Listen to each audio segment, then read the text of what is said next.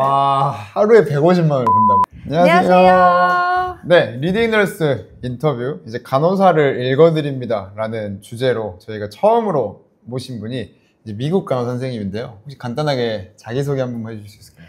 안녕하세요. 저는 현재 미국 캘리포니아에서 CVICU 중환자실에서 일을 하고 있는 장양윤, 인터넷에서는 이제 양념장으로 활동하고 있는 간호사입니다.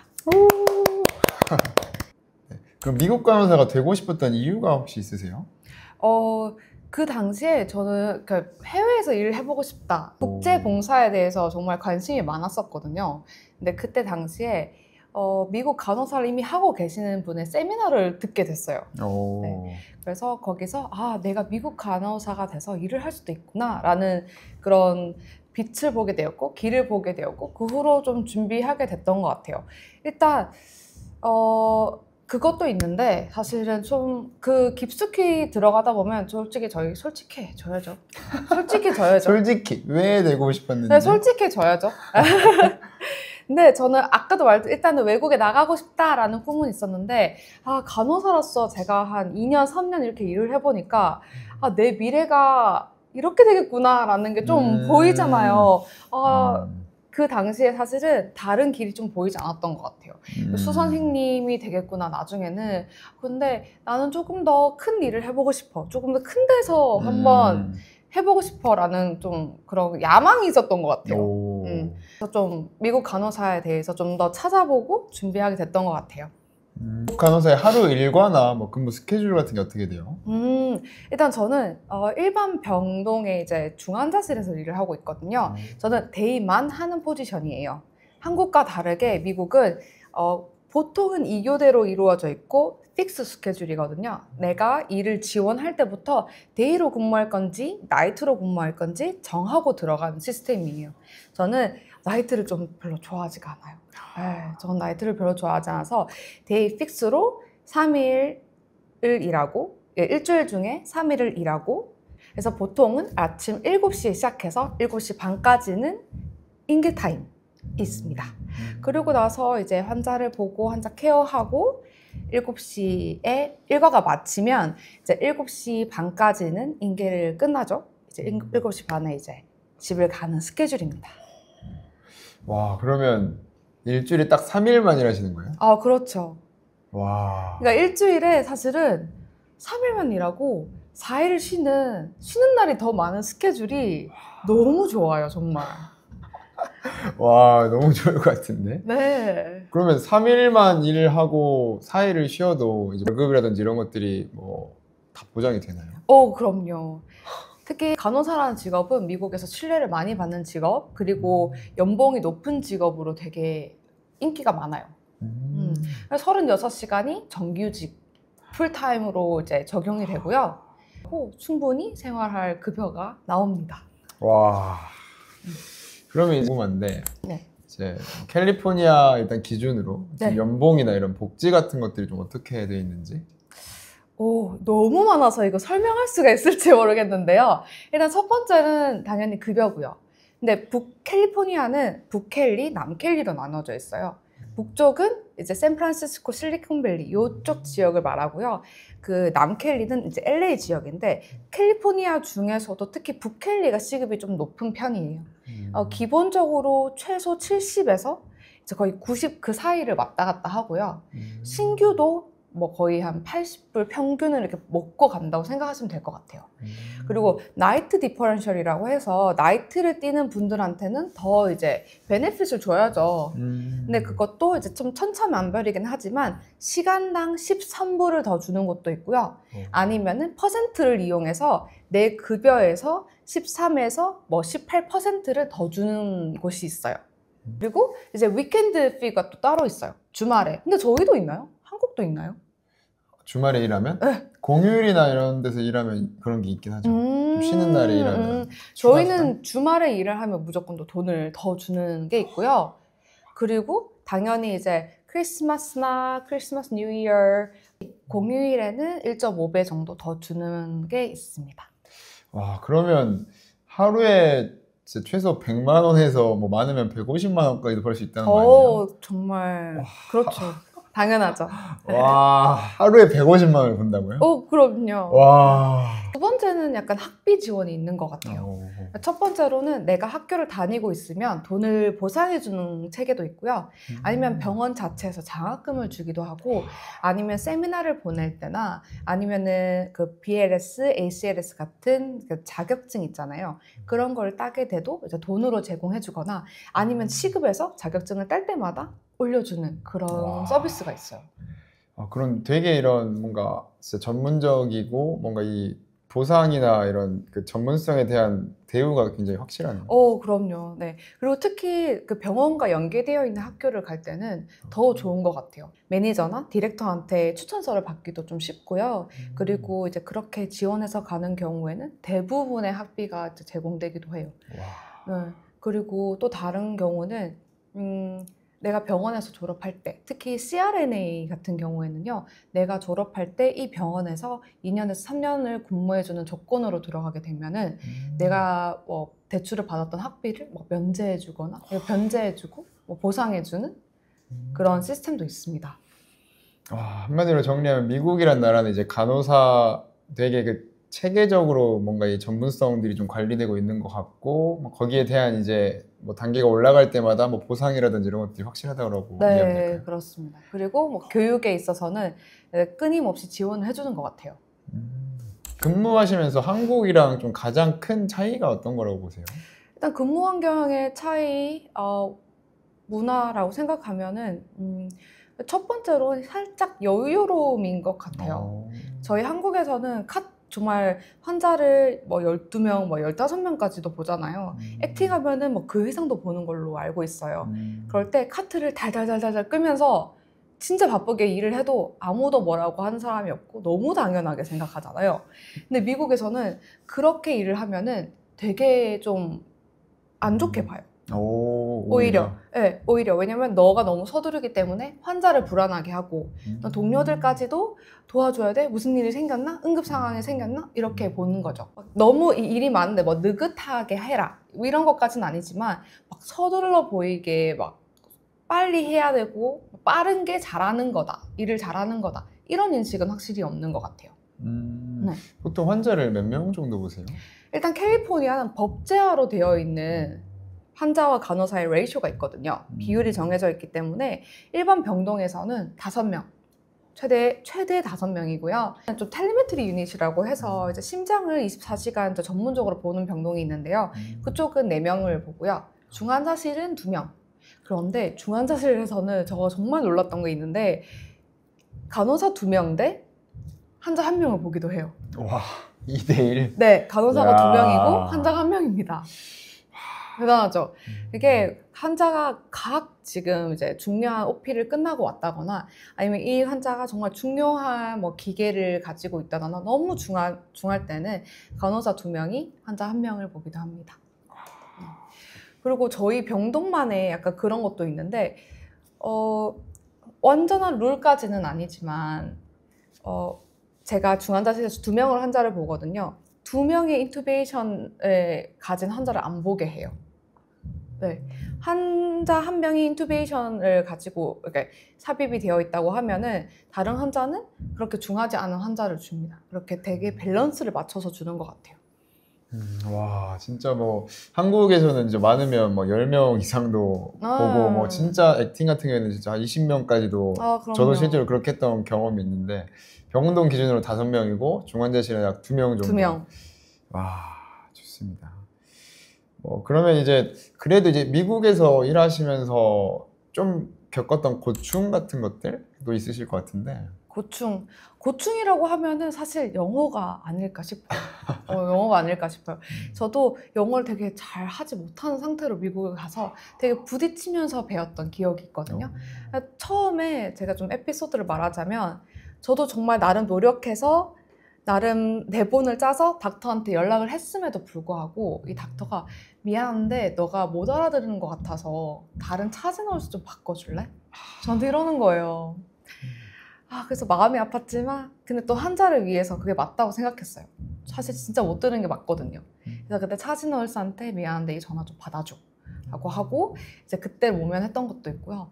그리고 또 가끔은 환자분들이 제가 말을 못한다는 이유로 조금 차별 아닌 차별을 하기도 하세요. 너 말을 좀 못 알아듣겠는데? 뭐 이런 식으로. 근데 사실 그게 조금 오히려 저를 좀 불태웠다고 해야 되나? 그런 과정들이 내가 더 영어를 잘하겠어. 약간 이렇게 좀 불태웠던 경우도 있던 것 같아요. 근데 진짜로 그 영어에 대한 사실 질문이 굉장히 많으시거든요. 그래서 이게 한국에서 실질적으로 진짜 어느 정도 수준이어야지 갈 수 있고, 근데 갔다 하더라도 말씀하신 것처럼 어느 정도 수준까지 좀 되려면 그런 좀 단계가 어떻게 되는지? 일단 처음에 어차피 여러분들이 비자 스크린을 통과하기 위해서 토플이나 토익 수준을 조금 어느 정도 따셔야지 올 수 있으세요. 그건 필수 조건이에요. 그래서 제 생각에는 그때 충분히 연습하신 것도 여기서 오셔서 활용을 많이 하실 수 있거든요. 근데 처음에는 일을 하다 보면은 부딪힐 거예요. 힘들 거예요. 근데 그렇게 하면서 성장할 거예요. 이건 확실하거든요. 저는 추천하는 게 말하기보다는 들어라고 꼭 말을 해요. 어떤 사람이 어떻게 말을 하는지 들어라. 그리고 뺏겨 써라. 그러니까 똑같이 따라해라. 이렇게 해요. 그러다 보면은 자기가 정말 쓰고 싶은 구문이 생길 거예요. 네. 그런 문장을 계속 반복해서 쓰는 연습을 하다 보면은 되게 늘 것 같고요. 플러스로 약간 약을 좀 많이 외우면은 일을 할 때 좀 편리한 것 같아요. 내가 앞에 조금 못 들어도 그런 약 단어를 딱 알게 되면, 딱 듣게 되면, 아, 이런 거를 말하는 건가? 약간 그렇게 알게 되기도 하고, 그리고 두 번째는 질문하는 걸 두려워하지 않았으면 좋겠어요. 내가 못 알아들어서 어떡하지? 이런 거 있잖아요. 부끄러워 하시는 분들도 있고. 근데 다 이해해요. 내 말에서 이미 나는 외국인 간호사야. 외국에서 온 간호사야. 라는 게 다 티가 나거든요. 그래서 다들 되게 너그럽게 2번도 3번도 이해해 주시는 분들도 많아요. 천천히. 그래서 다시 물어보는 걸 주저하지 말고 되게 잘 들었을 때 꼭 메모해놓고 스스로 뒤에 가서 연습도 해보고 내 스스로 써먹어 보기도 하고 그런 과정을 거치면서 좀 늘어가는 수밖에 없는 것 같아요. 그럼 실질적으로 딱 가기 전에 뭐 좀 객관적인 이런 뭐 점수라든지 좀 실질적으로 이거는 진짜 최소한으로 해야 된다 그런 게 있을까요? 미국 이민을 위해서는 비자 스크린 영어 기준을 통과해야 되는데 그 기준만 통과하시면 어느 정도 수준은 내가 영어를 구사할 수 있다라고 보는 것 같아요. 알겠습니다. 그러면 또 다른 뭐 이제 영어 이외에 좀 우리가 필수적으로 진짜 최소한 이건 또 준비해야 된다라는 게 좀 있을까요? 이거 너무 많은데 이거 어쩌가? 핵심적인 것들로. 핵심적인 거 첫 번째 사실 돈입니다, 여러분. 진짜 돈이에요. 미국에 돈을 벌러 가지만 한국에서도 충분히 돈을 가지고 가야 되는 것 같아요. 왜냐하면 저희는 좀 신용이 미국에 처음에 딱 발을 디디면 신용이 없는 상태잖아요. 그러다 보니까 차를 살 때나 집을 빌릴 때나 신용도가 낮기 때문에 더 많은 이자율과 더 많은 보증금을 요구를 한단 말이에요. 그거를 메꿀 수 있는 돈이 충분하셔야 되고요. 내가 미국에 딱 랜딩하자마자 일을 할 수 있는 게 아니에요. 내가 딱 랜딩을 하게 되면 각종 서류들이 필요하거든요. 처음에 뭐 소셜 시큐리티 넘버라든지 아니면 그린카드라든지 그런 걸 다 밟고 오리엔테이션도 받고 그 다음에 일을 할 수가 있고 그리고 돈을 받을 수 있단 말이죠. 그래서 최소 한 달 정도는 정말 내가 아무것도 못하는 시간이 와요. 그 한 달 동안 집값은 나가는데 밥은 먹어야 되겠고 차도 구해야 되고 인터넷도 구해야 되는데 돈은 없어. 뭐 그럴 순 없잖아요. 그러니까 처음에는 돈을 충분히 준비를 하셔라 라고 말을 하고 싶고요. 두 번째는 자립심, 독립심 이런 것 같아요. 외로움도 이겨낼 수 있는 나의 강인함 막 이런 거. 미국 삶이 사실 막 완벽해 보이고 막 너무 행복해 보이지만 혼자 그렇게 정말 아무도 모르는 곳에 가면 되게 외롭기도 하고 힘들어요. 그리고 영어로 모든 것이 이루어져 있고 그걸 내가 하나씩 하기에 되게 벅찬 순간들이 있거든요. 그래서 내가 음식도 혼자 해 먹어야 되는 그리고 막 혼자 쇼핑도 해야 되는 그런 막 우울감도 또 극복해내야 되는 그런 강인함이 조금 미리 각오도 하고 가는 그런 마음가짐이 좀 있어야 된다고 생각해요. 그럼 그런 좀 우울감이나 외로움 같은 게 찾아오셨을 때 좀 극복할 만한 팁 같은 게 있을까요? 그럼요. 와, 너무 좋은 질문인데요. 진짜 이거 진짜 중요한 것 같아요. 제가 미국에 처음 도착했을 때 들었던 조언이 바로 친구를 만들어라 였어요. 친구를 만드는 게 여러분 진짜 정말 중요한데요. 미국에는 아직도 페이스북이 되게 잘 되어 있어요. 거기에 International Student Meetup이라고 치면은 되게 많은 그룹이 나오거든요. 저는 거기에 혼자서 갔어요. 혼자 가서 거기 가면은 다양한 나라에서 온 외국인 친구들이 많거든요.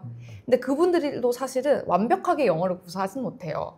그렇지만 거기서 이제 새로운 친구를 사귀는 법도 알게 되고 어떻게 자기 소개하는지 기본부터 알게 되거든요.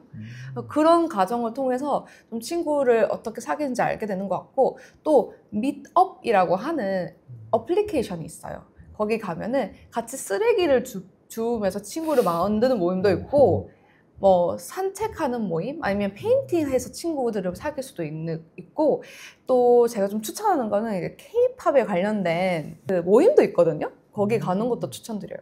저는 제 베스트 프렌드를 K-팝 댄스 그룹에서 만났거든요. 네, 진짜로 K-팝을 좋아해주는 친구들이 많아요. 네, 그래서 거기 가는 것도 좀 추천드리고, Korean English 랭귀지 익스체인지를 하고 싶은 친구들 모임도 있단 말이죠.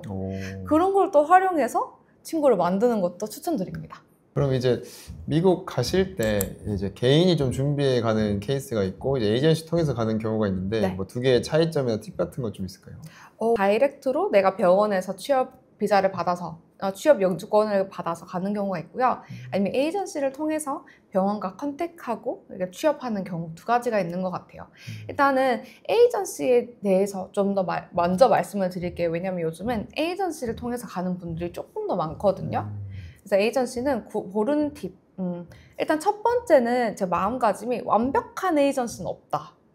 내가 정말 완벽한 에이전시는 없어요.